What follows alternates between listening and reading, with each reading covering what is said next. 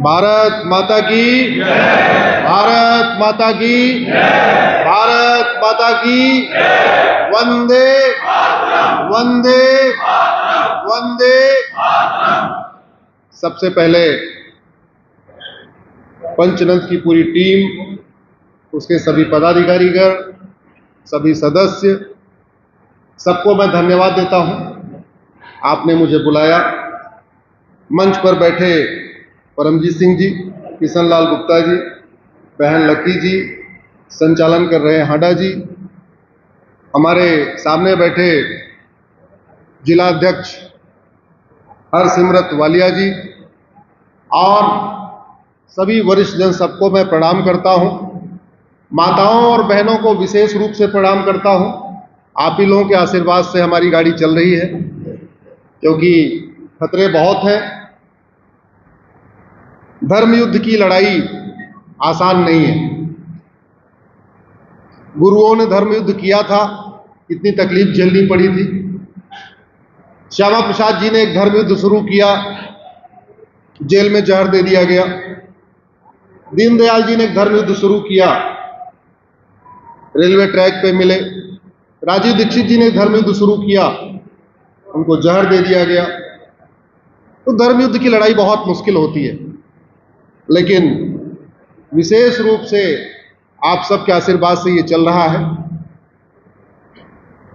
आज का दिन बहुत विशेष है।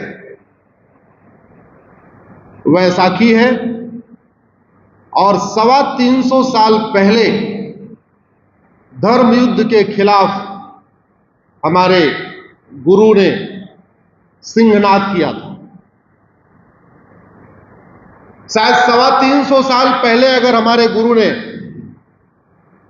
पंच प्यारे के साथ वो युद्ध शुरू नहीं हुआ होता, तो आज हमारा आपका कपड़ा कुछ अलग होता। अगर उस समय हमारे गुरुओं ने धर्म युद्ध शुरू नहीं किया होता, तो हो सकता है मेरे हाथ में रक्षा नहीं होता, हो सकता है हमारी माताओं के मांग में सिंदूर नहीं होता, हो सकता है माताओं के गले में मंगलसूत्र नहीं होता, हो सकता है कि पगड़ी नहीं होती। आज अगर हम जो कुछ हैं, हम ब्राह्मण हैं, क्षत्रिय हैं, वैश्य हैं, दलित हैं, हिंदू हैं, जैन हैं, बौद्ध हैं, सिख हैं, अगड़े हैं, पिछड़े हैं, इसमें बहुत बड़ा योगदान 325 साल पहले शुरू हुए उस धर्म युद्ध को जाता है। इसलिए सब लोग एक बार आइए, अपने पूर्वजों को याद करें, जिन्होंने इस धर्म युद्ध के लिए अपना सर्वस्व न्यौछावर किया, जजिया दिया, टैक्स दिया, भूखे रहे, लड़ाई किया, युद्ध किया, बलिदान दिया, सब कुछ किया, लेकिन धर्मांतरण नहीं किया। सब कुछ किया लेकिन धर्मांतरण नहीं किया। लेकिन दुर्भाग्य देखिए, उसी पृथ्वी पे, उसी भूमि पे जहां हमारे गुरुओं ने इतना बड़ा धर्म युद्ध शुरू किया और धर्मांतरण के खिलाफ सिख पंथ की स्थापना कर दिया, हर परिवार से एक एक बड़े बेटे को लिया, बोलो चलो युद्ध करते हैं। धर्मांतरण नहीं करेंगे बल्कि युद्ध करेंगे, धर्मांतरण नहीं करेंगे बल्कि सिंहनाद करेंगे, धर्मांतरण नहीं करेंगे बल्कि तलवार चलाएंगे। आज उसी भूमि पे, उसी पंजाब की भूमि पे दुनिया का चौथा सबसे बड़ा चर्च बन रहा। दुनिया का चौथा सबसे बड़ा चर्च इस समय जालंधर में बन रहा है। आज हमारे उन्हीं गुरुओं की धरती पे झूठ बोल के, धोखा दे के, लालच दे के, चंगाई सभा करके, कैंसर ठीक करने के नाम पे, बांझपन ठीक करने के नाम पे, गरीबी ठीक करने के नाम पे, नपुंसकता ठीक करने के नाम पे, अलग अलग बीमारियों का इलाज करने के नाम पे चंगाई सभाएं हो रही हैं और हमारे ही परिवार के लोगों को कन्वर्ट किया जा रहा है। आज भारत में लोकतंत्र है, तो लोकतंत्र में तलवार तो उठाना अपराध माना जाएगा। उस धर्मांतरण को रोकने के लिए, जिसको रोकने के लिए हमारे गुरुओं ने तलवार उठाई थी, आज अगर हम उस धर्मांतरण को रोकने के लिए तलवार उठा ले तो सबसे पहले मुकदमा तो अपने ऊपर शुरू हो जाएगा। अगर कहीं चंगाई सभा चल रही हो धर्मांतरण कराने वाली और 4 लोग तलवार लेके पहुंच जाए तो पहले मुकदमा किसके खिलाफ होगा? जो चंगाई सभा कर रहा है, जो तलवार लेके पहुंचे। जोर से बोलिए जरा, पहुंचे। तो फिर समाधान क्या है? समाधान क्या है? समाधान तो इसी संविधान से निकलना पड़ेगा, क्योंकि भारत संविधान से चलता है। भारत संविधान से चलता है तो समाधान तो संविधान से ही निकालना पड़ेगा। पहले मैं इंजीनियर था, मैं मारुति में जॉब करता था और वहां पे जापानियों के साथ काम करता था। वहां से एक बात मैंने सीखी कि कोई भी समस्या लाइलाज नहीं है। जापानियों का बिल्कुल उनका बच्चा बच्चा इस बात को कहता है कि कोई भी समस्या लाइलाज नहीं है। अगर कोई समस्या है तो उसका समाधान जरूर है।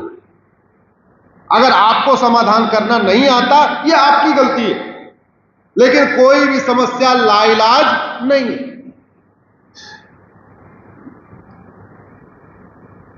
जापानीज हर समस्या में 5 बार व्हाई लगाते हैं। उसको व्हाई एनालिसिस कहते हैं। आप गूगल करिएगा व्हाई एनालिसिस, तो किसी समस्या में 5 बार व्हाई लगाइए। सड़क टूटी, व्हाई, मटेरियल खराब था, व्हाई, कमीशन हो गया, व्हाई, क्योंकि यहां के घूसखोरों को सजा नहीं मिलती, व्हाई, कानून घटिया है, व्हाई, कानून बनाया नहीं जा रहा। अंत में क्या निकल के आया? कानून। अंत में क्या निकला? सड़क टूटने का रूट काज क्या निकला? कानून घटिया है। देखिए भाई, ऐसे चुपचाप सुनेंगे तो बात बनेगी नहीं। आपको लगातार हमारे सवालों का जवाब देना पड़ेगा।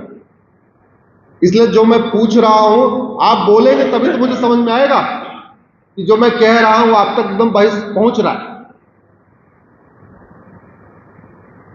तो सन 2000 में हमने जब भी कुछ अखबार में प्रॉब्लम निकले उसको मैं अपने पेपर पे लिखता था 24 साल पहले, और उसमें 5 बार व्हाई लगाता था। तो पेपर में समस्या निकलती है कि समाधान? क्या निकलता पेपर में? समस्या। कोई भी पेपर उठा लीजिए उसमें समस्या समस्या समस्या होती है। कोई भी न्यूज चैनल खोल लीजिए उसमें समस्या दिखाई जाती है। तो चाहे प्रिंट मीडिया हो चाहे इलेक्ट्रॉनिक मीडिया, उसमें क्या दिखाते हैं? समस्या। तो मैंने उस समस्याओं की वाई एनालिसिस शुरू किया तो हमें यह समझ में आया 80% समस्याओं का जो मूल कारण है वह है घटिया कानून। 80% समस्याओं का मूल कारण है घटिया कानून। या तो कानून है नहीं और या तो कानून घटिया, दो ही चीज है बस। आपके पंजाब में बड़े पैमाने पर धर्मांतरण हो रहा है कि नहीं हो रहा? ऐसा कोई जिला है जहां धर्मांतरण नहीं हो रहा है आपके पंजाब में? 23 जिले में से कोई एक जिला बताइए जहां धर्मांतरण नहीं हो रहा। मैंने गूगल रिसर्च किया, 23 के 23 जिले में धर्मांतरण हो रहा। अमृतसर में भी धर्मांतरण हो रहा है, बरनाला में भी हो रहा है, भटिंडा में भी हो रहा है, फरीदकोट में भी हो रहा है, फतेहगढ़ साहिब में भी हो रहा है, फजिल्का में भी हो रहा है, फिरोजपुर में भी हो रहा है, गुरदासपुर में भी हो रहा है, होशियारपुर में भी हो रहा है, जालंधर में भी हो रहा है, कपूरथला में भी हो रहा है, लुधियाना में भी हो रहा है, मलेरकोटला में भी हो रहा है। मलेरकोटला तो पूरा आपका गया। मनसा में भी हो रहा है, मोगा में भी हो रहा है, पठानकोट में भी हो रहा है, पटियाला में भी हो रहा है, रूपनगर में भी हो रहा है, संगरूर में भी हो रहा है, आपके मुख्तार साहिब में भी हो रहा है, तरन तारण में भी हो रहा है। कोई जिला बचा है क्या जहां धर्मांतरण नहीं हो रहा? अच्छा, पूरी दुनिया में धर्मांतरण हो रहा है क्या? जोर से बोलिए जरा। चीन में धर्मांतरण होता है क्या? सिंगापुर में होता है क्या? जापान में होता है क्या? कोरिया में होता है क्या? तो इसका मतलब धर्मांतरण लाइलाज समस्या तो नहीं है। और आजकल तो यूपी में भी नहीं हो रहा है। बाकी तो छोड़ दो, पिछले 4-5 साल से यूपी में भी नहीं हो रहा है, और होता है तो बुलडोजर चलता है। आपके इधर बुलडोजर चल रहा है क्या? नहीं। तो इसका मतलब धर्मांतरण राष्ट्रीय समस्या नहीं है, धर्मांतरण लाइलाज समस्या नहीं है, ये पूरी दुनिया की समस्या नहीं है, ये केवल हमारे भारत की समस्या। मैंने PIL फाइल किया कन्वर्जन के ऊपर, अभी सुप्रीम कोर्ट में चल रही है। 350 साल पहले सिख पंथ की स्थापना किस लिए हुई थी? धर्मांतरण रोकने के लिए। तो मुगल काल में भी धर्मांतरण हो रहा था, ब्रिटिश काल में भी धर्मांतरण हो रहा है, आज भी धर्मांतरण हो रहा है। शासक तो बदल रहे, पहले मुगल शासक थे, फिर अंग्रेज शासक थे, फिर आप भारत के लोग शासक कर रहे। और शासन में भी कभी कांग्रेस ने शासन किया, कभी SAD ने किया, और आज की डेट में आम आदमी पार्टी कर रही है। धर्मांतरण में कमी आ रही है क्या? इसका मतलब डॉक्टर तो बदल रहे हैं, लेकिन बीमारी ठीक। अब डॉक्टर बदलते रहे और बीमारी ठीक नहीं हो रही, इसका मतलब क्या हुआ? डॉक्टर दवाई नहीं बदल रहे। इसका मतलब क्या हुआ? डॉक्टर, और एक बात याद रखिएगा, डॉक्टर कोई बीमारी ठीक नहीं करता, यह बहुत बड़ी गलतफहमी है। डॉक्टर बदलने से बीमारी ठीक नहीं होती है, बीमारी ठीक होती है दवा बदलने से। शरीर के अंदर डॉक्टर नहीं जाता, शरीर के अंदर क्या जाती है? ऐसे ही भ्रष्टाचार अपराध शासक नहीं बदलता, भ्रष्टाचार अपराध कम करता है कानून। आप कल्पना करिएगा, जहां बहुत बड़े लोग बुजुर्ग बैठे, आप एक बार याद करिएगा, जितने मुख्यमंत्रियों को याद कर सकते हैं याद करिए, और बताइए किस मुख्यमंत्री के समय में भ्रष्टाचार खत्म हो गया था?